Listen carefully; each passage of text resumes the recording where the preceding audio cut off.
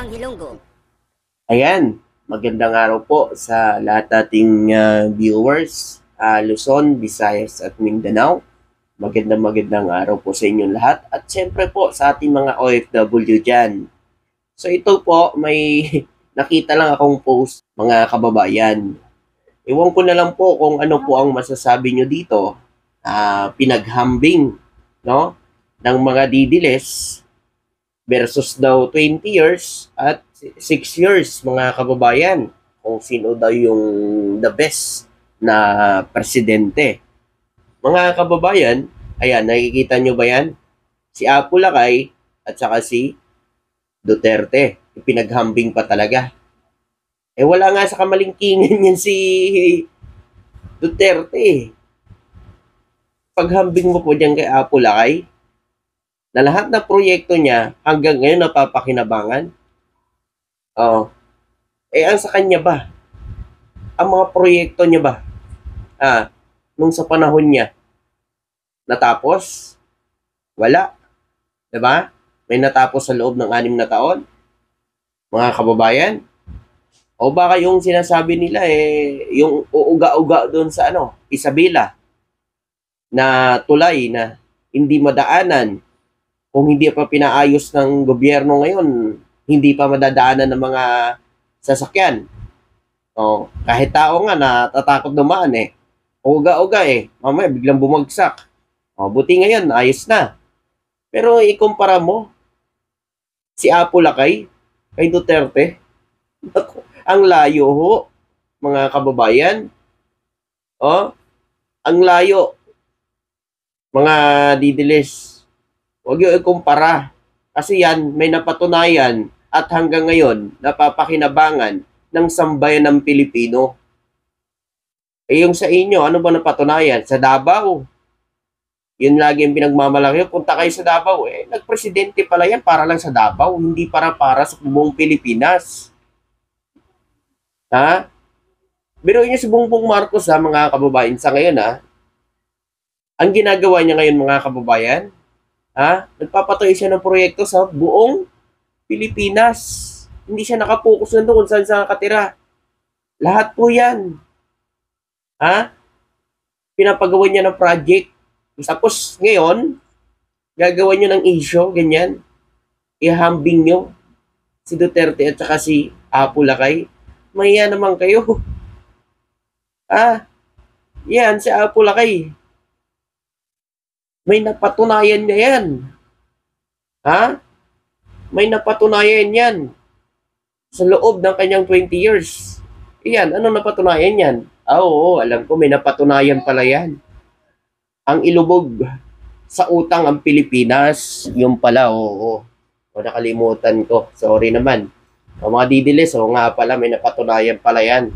Ilubog sa utang ang Pilipinas. Baka sasabihin nyo na naman, kumunting adik dahil sa kanya. Ang 6 months niya na sabi anong nangyari? Natapos ang termino niya, anong nangyari? Parang lumala diba? Hindi naman naubos Ngayon, ginagawa naman ni BBM. Pero nyo ngayon, grabe. Sa panahon ngayon ni BBM, diyan sa NAIA, walang nakakalusot na droga. Ngayon, meron na naman balita. Mga kababayan, galing sa ibang bansa na magpupuslit ng droga rito, huli na naman. Ganyan na ngayon, pagbabantay ngayon dyan sa NAIA, talagang hinigpitan ni PBBM para hindi makalusot yung droga. Pero alam niyo po mga kababayan, nakakahiya lang kasi, ipaghambing mo si Apo Lakay at si Duterte. Si Apo Lakay may napatunayan. Ito, ano po ba napatunayan nito? Ano po ba ang mga proyekto niya na natapos na napapakanibangan na ngayon? Mga didilis. Kung hindi pa na si BBM, natapos ba yan? Ang mga proyekto niya? Salamat siya kasi si PBBM ang sumunod. At natapos lahat ng mga proyekto niya na naiwan. Si PBBM nakikita natin.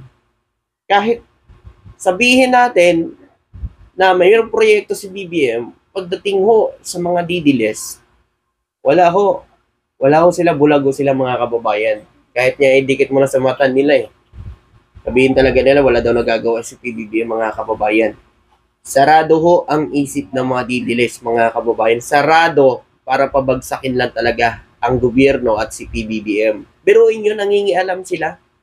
Diba nangingialam sila ngayon sa administrasyon? Bakit? Bakit sila nangingialam? Kung ano-anong pinagsasabi, tapos na ang termino.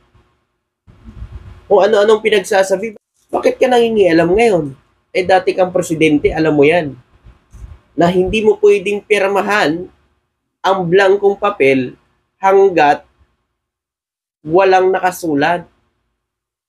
Hindi 80-80 si PBBM para gawin niya yon, na pirmahan niya lang yung na walang nakalagay na halaga, kung ilan yung halaga ng proyekto.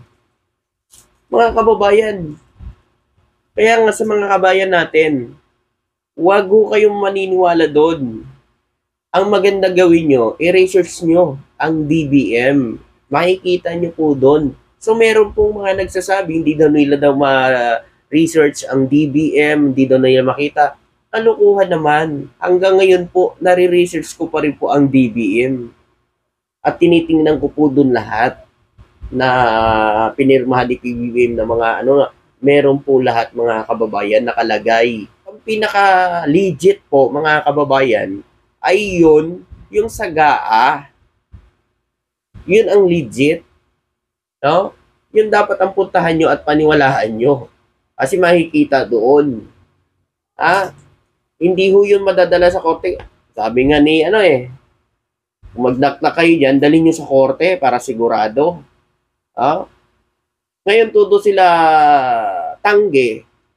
Todo sila paliwanag para lang malusutan ang ginawa nilang fake news. Paano kasi mga kababayan, hindi kasi pumatok sa kanila yung January 13 para patalsikin si BBM. Ngayon, nakakita na naman sila ng another issue na alam naman nilang hindi naman totoo. Inisira na nila ang taong bayan para magalit sa gobyerno. Ganun ho ang ginagawa nila, mga kababayan. Kaya please lang ho, tayo mismo, huwag tayo agad-agad maniniwala. Alamin natin totoo. Alam ko naman, sa inyo dyan, hindi kayo naniniwala sa akin, wala problema. Pero isa lang ho masasabi ko, alamin nyo yung totoo. Huwag lang ho kayo maniwala doon sa edit sa kabila. Kasi, wala hong talo dyan kundi kayo. Mas lamang ang may alam. Tandaan nyo yan mga kababayan. Ayan, katulad yan, meron na naman silang rally-rally mga kababayan. Ako kung saan to. Kasi ibang bansa to mga kababayan. Ayan Ayan, nag-rally na naman sila. Kasama pa kayo, GC. Justice daw. Alam nyo mga kababayan, hindi ho si PBBM ang gumugulo sa Pilipinas, kundi sila. Dahil sa gusto nilang bumalik ang kanilang amo sa kapangyarihan. Yun po yun talaga ang punot dulo mga kababayan. Kaya ginugulo nila ngayon ang Pilipinas. Kumukuha sila ng simpatya ng tao para lang suportahan sila at para patalsikin si PBBM. Yun talaga yan Kaya nagrarally sila mga kababayan. Pero inyo, sa pilitan nyo kukunin ang posisyon na majority sa mga Pilipino ay binoto yan at talagang yan ang ginusto nila na maging presidente. Ngayon, mga kababayan, gusto nyo agawin sa kanya ang posisyon? Bakit hindi nyo antayin talaga yung 2020 election? Kasi diyan naman talaga makikita kung sino ang malakas kung sino talaga ang gusto ng taong bayan. Diba? Hindi na sa pilitan na kukunin. Diba? Natandaan nyo ba yung kinuha ni Gloria yung posisyon ni Erap? Ano nangyari? Ano nangyari doon? Umasinso ba ang bansa natin? Wala. Ganun lang ho yun mga kababayan, hindi ho aasinso ang bansa natin kapag may mga ganyan nangyayari. Yung investment na sana papasok at magtitiwala at nakikita natin ngayon sa administrasyon ni Pangulong Bongbong Marcos na yung talagang tuloy-tuloy, no, ang pagpasok ng mga mayayaman negosyante dito sa bansa natin, tuloy-tuloy ang pagtitiwala nila sa gobyerno sa pamumuno ng ating administrasyon Bongbong Marcos. Pero inyo mga kababayan, nitong 2024, yung pumasok na revenue na kinita ng Pilipinas, no? 4.423 trillion, mga kababayan. Diba? Kaya nga, hindi ganun kalaki mangutang si PBBM. Diba? Yung sinasabi ninyo na ang utang ngayon ay umabot na ng 15 trillion, 12.79 trillion po ang iniwang utang kay PBBM. Pag tumaas ang dollars, matik mga kababayan, natataas po ang utang ng Pilipinas. Kaya nga yan ang inuunti-unti ni PBBM na makabayad sa utang. Mga kababayan, kahit yung interest ay binabayaran niya lang para hindi lang tumubo yung utang ng Pilipinas. No? Kanya lang kasi hindi ho naintindihan ng mga kababayan natin, batikos ng batikos para na maipanira. No? Grabe na mga kababayan. Kahit ano na lang no? Ang ibato nila sa ating Pangulong Bongbong Marcos, pati nga yung mukha ng ating Pangulo, gusto pa nila, tirahin pa, no? Grabe mga kababayan talaga itong ating mga kababayan ngayon, ano? Wala na talagang sinasanto. So sana, no?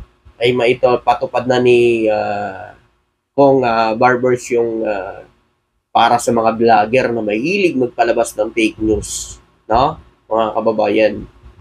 So, ito naman po, paalala po ng ating House Speaker, si Martin Romualdez po mga kababayan.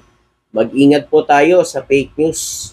Ayun po kay House Speaker Martin Romualdez po. Yan po, sa lahat natin mga kababayan. Ayan mag-ingat po tayo sa mga fake news ngayon, mga kababayan. Pag may mga ganyang issue, alamin natin kaagad yung totoo. Huwag po tayong pumayag na lang na pag sinabi nila ay maniwala na kayo na inilabas nilang ganyan. Alamin nyo yung totoo, mga kababayan. So, ayan.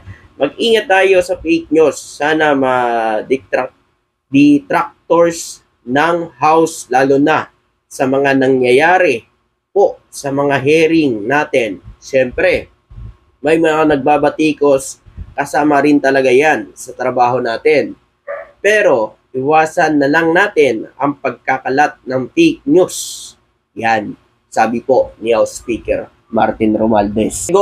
Siguro yung pinatatamaan niya, yung isang kongresista na tinanggal sa kanyang posisyon, ayun, nagsalita, yun, ng mga kababayan, nagbigay ata siya ng yung nakaraan kasama ni Duterte naglabas ng ganyang issue, mga kababayan, na blanco daw yung papel na galing dyan sa Congress. So, yun yung sinasabi ni House Speaker siguro, baka yun yung pinapatamaan ni House Speaker.